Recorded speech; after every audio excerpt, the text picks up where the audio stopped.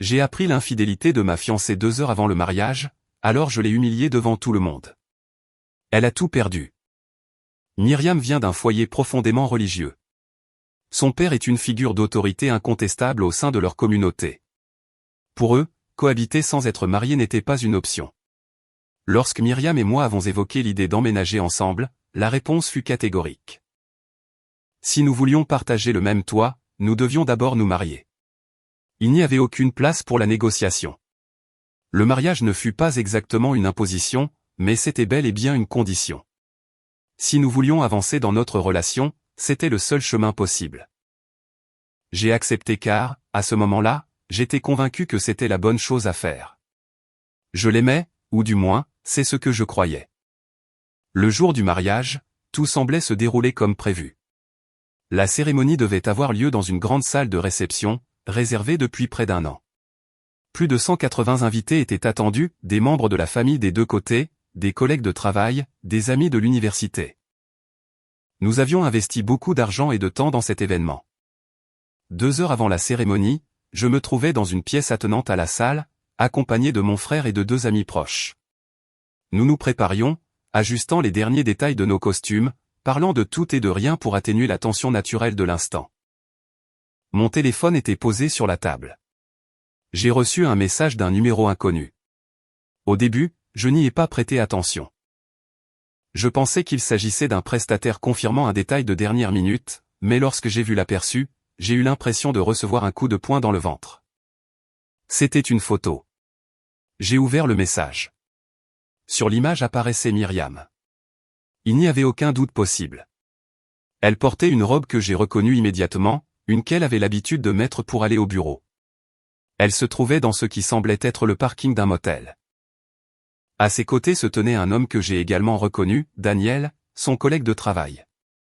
Il lui tenait la taille tandis qu'elle se penchait vers lui. Ce n'était pas une photo ambiguë, ce n'était pas un mauvais angle, ce n'était pas quelque chose qui pouvait être interprété autrement. Mon premier réflexe fut de nier ce que je voyais. J'ai pensé qu'il pouvait s'agir d'un montage, d'une blague cruelle, d'une manipulation numérique. De nos jours, n'importe qui peut altérer une image. C'est alors qu'un autre message est arrivé, un second fichier, une autre photo prise sous un angle différent. Cette fois, il marchait vers l'entrée. Daniel avait la main posée sur le dos de Myriam d'une manière qui ne laissait aucune place au doute. J'ai eu l'impression de manquer d'air. Mon frère a remarqué mon expression et m'a demandé ce qui se passait. Je lui ai dit que ce n'était rien. Je ne voulais pas que quiconque d'autre le sache avant d'avoir les idées claires. J'ai écrit au numéro inconnu, « Qui es-tu » La réponse est arrivée en quelques secondes, « Quelqu'un qui pense que tu mérites de savoir la vérité. » Puis, un autre fichier est arrivé, une courte vidéo. Je ne l'ai pas ouverte à ce moment-là. Je n'en ai pas eu le courage. Je suis sorti de la pièce, le téléphone à la main. J'ai marché dans le couloir jusqu'à une zone plus isolée de la salle. J'avais besoin de la confronter immédiatement. Je l'ai trouvée dans l'espace où les demoiselles d'honneur se préparaient. Elle était radieuse, souriante, en train de discuter avec sa mère. Lorsqu'elle m'a vu, elle a remarqué que quelque chose n'allait pas. Je lui ai demandé de parler seul à seul. Nous nous sommes enfermés dans un petit bureau à l'intérieur du complexe. J'ai fermé la porte et je lui ai montré la première photo sans dire un mot. Au début, elle a froncé les sourcils comme si elle ne comprenait pas. Puis, son expression a changé. Elle n'a pas essayé de feindre la surprise très longtemps. « Ce n'est pas ce que tu crois », a-t-elle dit à voix basse. Cette phrase, si commune, si prévisible, m'a provoqué plus de colère que l'image elle-même. Je lui ai montré la seconde photo. Sa respiration est devenue irrégulière. Elle a baissé les yeux. « Christopher, je ne l'ai pas laissé finir. J'ai ouvert la vidéo. Sur l'enregistrement, on les voyait clairement sortir du motel. Il n'y avait rien d'explicite, mais le contexte était évident. Ils se regardaient avec complicité. Il lui caressait le visage avant de se séparer. Lorsque la vidéo s'est terminée, le silence fut absolu. « Depuis quand » ai-je demandé. Elle a mis plusieurs secondes à répondre. « C'était une erreur » a-t-elle finalement dit. « C'est arrivé une seule fois. » « Une fois » ai-je demandé. Elle a hoché la tête. C'était un dérapage. J'étais confuse. Nous avons eu une dispute il y a quelques semaines et je ne sais pas. Je me suis laissé emporter. Je l'ai regretté immédiatement. Je lui ai demandé si Daniel travaillait toujours avec elle. Elle a dit oui. Je lui ai demandé s'il savait qu'aujourd'hui était le jour de notre mariage. Elle a dit oui. Cette réponse m'a paru particulièrement humiliante. Elle a commencé à pleurer. Elle s'est approchée, a essayé de me prendre les mains, mais je me suis écarté. S'il te plaît, a-t-elle dit. Ne fais pas ça maintenant. On ne peut pas annuler le mariage. Nos familles sont là. Mon père. Elle s'est tue. Elle savait exactement ce que je pensais. Si sa famille l'apprenait, le scandale serait dévastateur. Non seulement pour elle, mais pour tout le monde. C'était une erreur, a-t-elle répété. Je te le jure. Ça ne se reproduira plus jamais. Je te promets que je couperai tout contact avec lui. Nous pouvons aller de l'avant. Personne n'a besoin de savoir. C'est là que j'ai compris quelque chose avec une clarté absolue. Elle ne demandait pas pardon pour m'avoir trahi, elle demandait le silence. Sa plus grande peur n'était pas de me perdre, c'était de perdre son image. Pendant des années, sa famille l'avait présentée comme un modèle de droiture. Une fille disciplinée, dévote, engagée envers les valeurs qu'on lui avait inculquées. Ce mariage n'était pas seulement un événement social, c'était une confirmation publique de ce récit. S'il était annulé à cet instant, les questions commenceraient immédiatement. Si la vérité éclatait, la réputation que sa famille protégeait avec tant de zèle s'effondrerait. Moi aussi, je serais exposé. Je serais l'homme trompé le jour de son mariage. Celui qui n'a pas su voir ce qui se passait. Et à cet instant, quelque chose en moi a changé. Je n'ai pas ressenti de tristesse. J'ai ressenti une espèce de froideur que je n'avais jamais expérimentée auparavant. Je l'ai regardé fixement. D'accord, ai-je dit.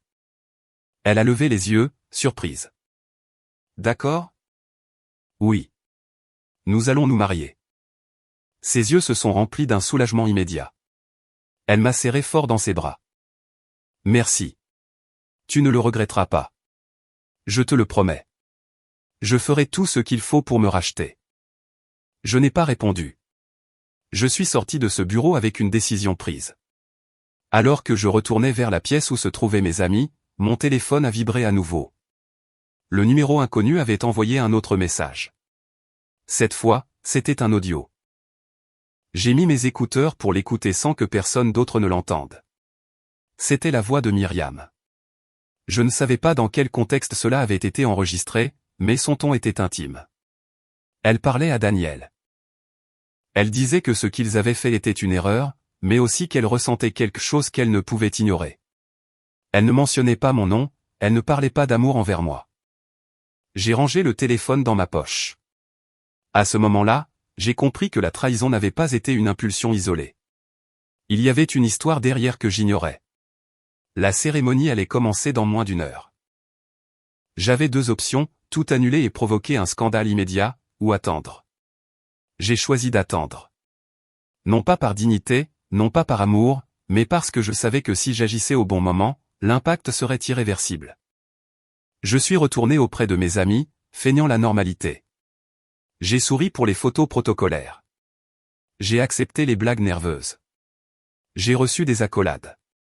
Pendant ce temps, le téléphone continuait de vibrer occasionnellement. Plus de captures d'écran, plus de preuves. Quiconque était derrière ce numéro inconnu semblait décidé à s'assurer que j'avais tout en main. Je n'ai plus répondu. Lorsqu'ils ont annoncé qu'il était temps de commencer la cérémonie, j'ai marché vers l'autel avec une sérénité que je ne ressentais pas vraiment. De là, j'ai observé les invités prendre place. J'ai vu son père au premier rang avec une expression fière. J'ai pensé à ce que signifierait pour lui ce qui allait se produire. Myriam est apparue quelques minutes plus tard, avançant dans l'allée centrale. Sa robe blanche, impeccable, son sourire répété. Personne dans cette salle n'imaginait ce que je portais dans ma poche. Et tandis que l'officiant commençait à parler d'engagement, de loyauté et de confiance, je savais déjà exactement ce que je ferais au moment des vœux. Lorsque le moment des vœux est arrivé, l'officiant nous a demandé de nous tenir les mains. Myriam me regardait avec les yeux légèrement humides, probablement encore affectée par ce qui s'était passé dans le bureau. De l'extérieur, cela ressemblait à de l'émotion. Seul moi savais que ce n'était pas ça. L'officiant s'est d'abord adressé à moi. « Christopher, acceptez-vous de prendre Myriam pour épouse, pour l'aimer et la respecter tous les jours de votre vie ?» Je n'ai pas répondu tout de suite. J'ai lâché lentement ses mains et j'ai pris une profonde inspiration. Le silence a commencé à devenir étrange. Certaines personnes ont pensé que c'était de la nervosité. On a entendu des rires légers parmi les invités. Avant de répondre, j'ai dit d'une voix ferme. « Je veux partager quelque chose avec tout le monde. » Myriam a crispé son visage. La salle disposait d'un projecteur installé derrière l'estrade, préparé pour diffuser une vidéo avec des photos de nous deux pendant la réception. J'avais moi-même apporté une clé USB avec ce contenu quelques jours plus tôt. Cependant, à ce moment-là, j'ai sorti mon téléphone. « C'est juste une petite vidéo », ai-je ajouté en feignant le calme. Je crois que tout le monde mérite de la voir avant que nous ne prenions cette décision. Elle a chuchoté mon nom. « Christopher, non. » J'ai connecté le câble au système du projecteur. Pendant quelques secondes, l'écran est resté noir. Le murmure des invités a enflé, confus dans l'expectative. J'ai cherché le fichier dans ma galerie et je l'ai ouvert. Sur l'écran est apparue la vidéo. Myriam et Daniel sortant du motel. La date dans le coin inférieur confirmait que c'était récent. La qualité était suffisante pour que personne n'ait de doute. Au début, personne ne comprenait ce qu'ils voyaient. Certaines personnes se sont penchées en avant, d'autres ont plissé les yeux. Puis quelqu'un dans les premiers rangs a dit à voix haute, « C'est elle ». Le murmure s'est transformé en brouhaha.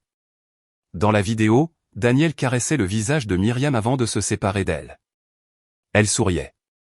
Ce n'était pas une expression de culpabilité, c'était de la complicité. La mère de Myriam a porté la main à sa bouche. Le père est resté complètement immobile. Je n'ai pas quitté l'écran des yeux. Lorsque la vidéo s'est terminée, le silence était plus lourd qu'avant. Sans rien dire, j'ai lancé l'audio. La voix de Myriam a rempli la salle à travers les haut-parleurs. Son ton était intime, doux. « Je sais que ça n'aurait pas dû arriver, disait-elle, mais quand je suis avec toi, je ressens quelque chose de différent. Je ne peux pas l'ignorer. » Quelqu'un a laissé échapper une exclamation étouffée. Christopher n'a pas besoin de savoir, continuez l'enregistrement. Après le mariage, tout redeviendra normal. À ce moment-là, elle a réagi. « Éteins ça !» a-t-elle crié. Elle a essayé de m'arracher le téléphone, mais je l'ai écarté. L'audio a continué jusqu'à la fin. Lorsqu'il s'est terminé, j'ai débranché le câble. Le silence fut absolu pendant quelques secondes. Puis le chaos a éclaté. Myriam a commencé à pleurer de manière incontrôlable. « Ce n'est pas ce que tu crois, répétait-elle, ce n'était pas comme ça. C'était une erreur. » Elle a essayé de s'approcher de moi, mais je l'ai arrêtée de la main. « Il y a 2 heures, tu m'as demandé de garder le silence, ai-je dit sans élever la voix. Tu as dit que personne n'avait besoin de savoir. » Elle m'a frappé la poitrine avec ses 2 mains, pas avec force, mais avec désespoir. « Je te hais. » a-t-elle hurlé. « Tu as gâché ma vie. » Ce cri a fini de briser tout reste de compassion que j'aurais pu ressentir. Son père s'est levé lentement, il a marché vers le devant de la scène, le visage pâle. Je n'oublierai jamais son expression. Ce n'était pas seulement de la colère, c'était quelque chose de plus profond, de la déception. « Myriam » a-t-il dit d'une voix ferme. « Est-ce vrai ?» Elle n'a pas répondu, elle ne faisait que pleurer. « Réponds-moi » a-t-il insisté. Finalement, elle a hoché la tête faiblement. L'homme a fermé les yeux quelques secondes. « Tu es une honte pour cette famille. » Les mots ont résonné dans toute la salle. La mère de Myriam a commencé à pleurer intensément. Elle s'est levée de son siège et a marché vers l'autel en titubant. Elle l'a regardé comme si elle ne la reconnaissait pas. « Comment as-tu pu » a-t-elle chuchoté. « Nous t'avons élevée pour quelque chose de bien différent. » Myriam a essayé de la prendre dans ses bras. « Maman, s'il te plaît. » À cet instant, il s'est produit quelque chose que personne n'attendait. La mère a levé la main et lui a donné une gifle violente au visage. Le bruit fut sec, clair, impossible à ignorer. Certains invités ont poussé des cris de surprise. « Tu n'es plus ma fille », a-t-elle dit entre ses larmes. Myriam est restée paralysée. La marque rouge commençait à se voir sur sa joue. Son père a pris sa femme par le bras. « Nous partons », a-t-il annoncé. Sans me regarder, sans rien me dire de plus, ils sont descendus de l'estrade et ont marché vers la sortie. Plusieurs membres de leur famille les ont suivis immédiatement. Myriam a réagi quelques secondes plus tard. « Papa, attends !» a-t-elle crié. Elle a couru après eux, relevant sa robe pour ne pas trébucher. Ces demoiselles d'honneur ont essayé de la retenir, mais n'ont pas pu. La salle était un chaos.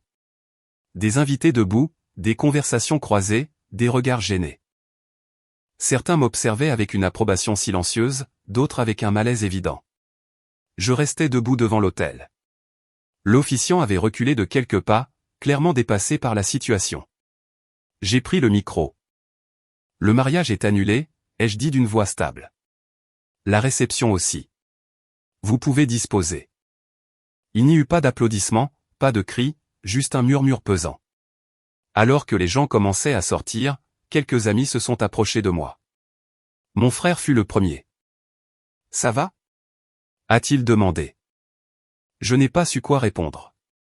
Je ressentais un mélange étrange de vide et de tension accumulée, comme si mon corps fonctionnait en mode automatique. Tandis que les invités quittaient la salle, j'ai vu Daniel au fond, près d'une des tables. Je ne savais pas qu'il était invité. Peut-être était-il venu avec le groupe de collègues de travail de Myriam. Nos regards se sont croisés une seconde. Il n'a rien dit. Moi non plus. Il est parti rapidement, évitant toute confrontation. Le personnel de la salle a commencé à ramasser certaines choses. La musique qui devait jouer pendant la réception n'a jamais été lancée. Je me suis dirigé vers le vestiaire où j'avais laissé mes affaires. J'ai enlevé ma veste avec lenteur. Le costume, qui quelques heures plus tôt symbolisait un avenir partagé, n'était plus qu'un vêtement inconfortable. Mon frère a insisté pour me raccompagner chez moi, mais j'ai préféré partir seul. En sortant de la salle, il ne restait presque plus d'invités. Dehors, sur le parking, j'ai vu Myriam au loin, en train de discuter avec son père. Il montrait le sol du doigt en secouant la tête. Sa mère restait à l'intérieur de la voiture sans la regarder. Elle pleurait en suppliant. Je ne me suis pas approché. Je suis monté dans mon véhicule et je suis parti. Le trajet jusqu'à chez moi fut silencieux. Je n'ai pas mis de musique, je n'ai pas répondu aux appels. Le téléphone vibrait constamment, mais je l'ai ignoré. En arrivant, je suis entré et j'ai fermé la porte derrière moi. La maison était telle que je l'avais laissée le matin même, ordonnée, partiellement décorée pour notre retour en tant que couple marié. Je me suis assis sur le canapé sans enlever mon costume. Pour la première fois de la journée, je me suis permis de ressentir. Je n'ai pas pleuré. J'ai ressenti de la fatigue. J'ai ressenti une sorte de rupture interne, mais aussi une clarté brutale. Si je m'étais marié avec elle ce jour-là, j'aurais construit ma vie sur un mensonge qui était déjà fracturé avant même de commencer. J'ai allumé mon téléphone. Des dizaines de messages, des amis demandant ce qui s'était passé, des membres de la famille indignés. Quelques numéros inconnus m'insultaient pour l'avoir exposé, d'autres me félicitaient de ne pas m'être tu. J'avais perdu un mariage. J'avais perdu une relation de 5 ans, mais au moins, je n'avais pas perdu la vérité. Cette nuit-là, j'ai peu dormi, non par tristesse, mais parce que mon esprit répétait chaque seconde de ce qui s'était passé. L'image du projecteur, la gifle, le cri de haine. Et j'ai compris quelque chose que j'aurais peut-être dû comprendre bien plus tôt, l'humiliation publique n'était pas l'origine de sa chute, c'était la conséquence de ses décisions. Je n'ai fait qu'allumer l'écran. Durant les jours suivants, je n'ai pas parlé à Myriam. Elle a essayé de m'appeler plusieurs fois la première nuit. Je n'ai pas répondu. Puis les messages ont commencé. D'abord de longues excuses, ensuite des reproches, et plus tard des insultes.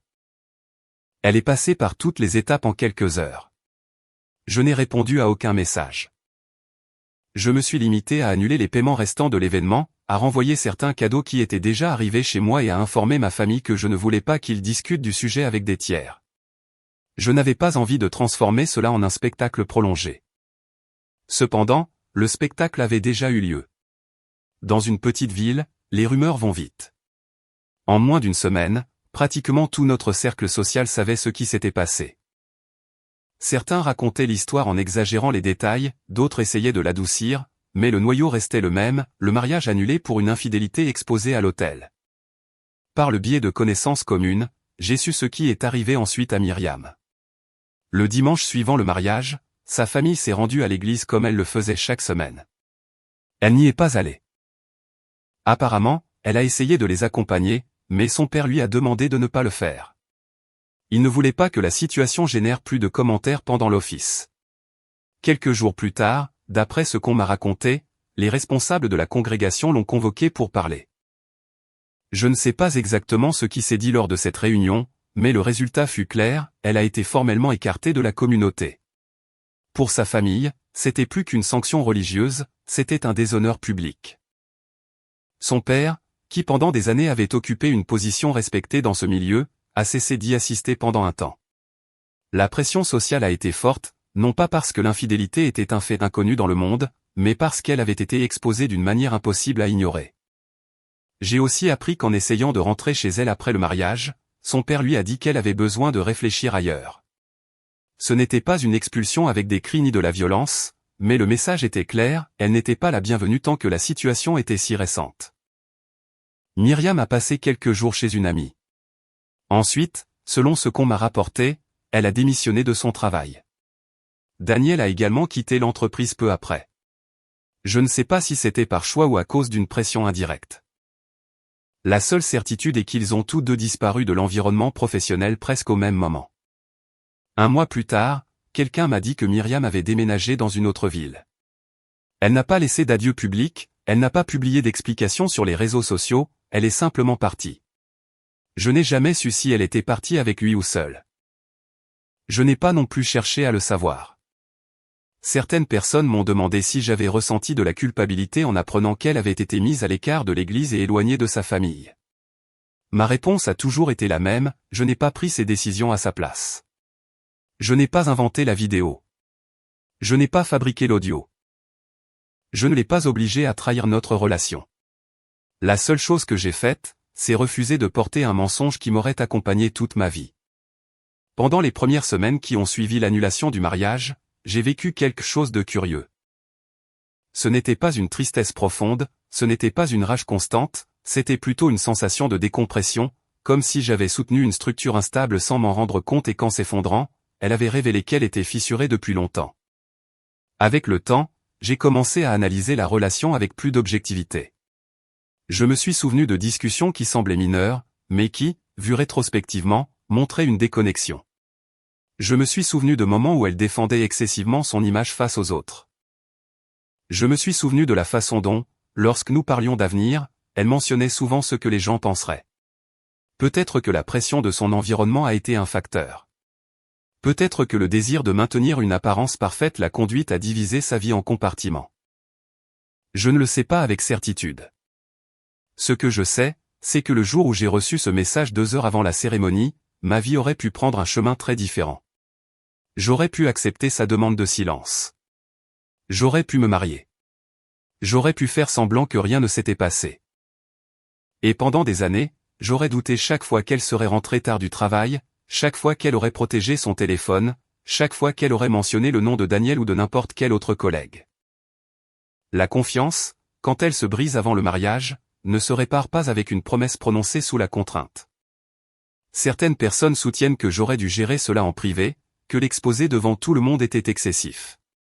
Je comprends cet argument. Je ne me considère pas comme une personne cruelle par nature. Je n'ai pas planifié cela pendant des semaines. J'ai pris cette décision en moins d'1 heure. Mais je crois aussi que la vérité, lorsqu'elle est sur le point de devenir un contrat légal et social à vie, ne doit pas être dissimulée pour protéger les apparences. Si j'avais annulé le mariage sans expliquer pourquoi, le récit aurait été tout autre. Peut-être que je serais passé pour l'instable, celui qui a regretté à la dernière minute. Peut-être qu'elle aurait gardé intacte l'image qui la préoccupait tant. Je n'étais pas prêt à porter cette version des faits. Plusieurs mois ont passé depuis. La maison que j'avais préparée pour nous deux est maintenant seulement la mienne. J'ai réorganisé les meubles. J'ai vendu certaines choses que nous avions achetées ensemble. J'ai annulé le voyage de noces et j'ai utilisé une partie de cet argent pour prendre quelques jours seul loin de la ville, non pour fuir, mais pour penser. Aujourd'hui, je peux dire que je me sens tranquille. Pas heureux de ce qui s'est passé, pas fier du spectacle, mais tranquille. La tranquillité vient du fait de savoir que je n'ai pas avancé vers une vie construite sur la tromperie. Je ne l'ai pas revue. Nous n'avons eu aucune conversation par la suite. Peut-être qu'un jour nous nous croiserons quelque part et qu'il y aura un salut bref, gêné, ou peut-être pas. Ce qui s'est passé ce jour-là a marqué un avant et un après pour nous deux. Elle a perdu sa position au sein de sa communauté, le soutien immédiat de sa famille et la stabilité qu'elle avait construite. J'ai perdu une relation de 5 ans et un mariage qui semblait assuré, mais au final, j'ai aussi gagné en clarté. Et bien que la scène du projecteur soit restée gravée dans la mémoire de beaucoup, pour moi, ce fut simplement le moment où j'ai décidé de ne plus faire semblant.